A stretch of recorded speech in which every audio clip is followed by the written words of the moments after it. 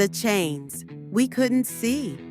Elijah Grayson stood at the edge of the old plantation, the wind rustling through the overgrown fields where his ancestors had once labored under the southern sun.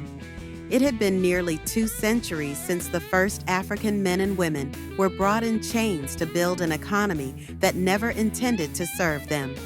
Yet, as Elijah looked at the remnants of history, he realized that the chains had not been broken. They had only changed shape. In the early days of America's founding, slavery had been more than just an institution. It was a foundation, a machine carefully constructed to extract wealth while justifying its horrors through religion, pseudoscience, and legal codes. The color of one's skin dictated their worth, and society had molded itself around that belief until it became an unspoken law.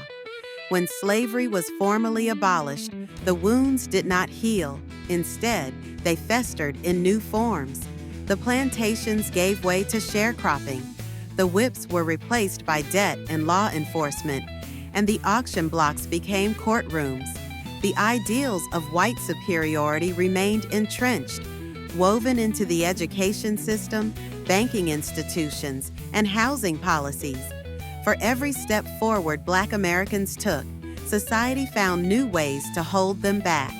Elijah's grandmother had once told him stories of the Reconstruction era, of the brief moment when freedom felt real, when Black men held office and built communities filled with schools, churches, and businesses. But it didn't last. White rage, threatened by the mere idea of Black progress, burned those towns to the ground and rewrote history to cast victims as villains. Then came segregation, Jim Crow, and a justice system that was anything but just. Redlining, voter suppression, the war on drugs. Each era had its own way of keeping the power dynamic unchanged while pretending to embrace freedom. It was racism without chains, discrimination without confession. Elijah sighed as he walked toward his car, reflecting on the echoes of history that still shaped the present.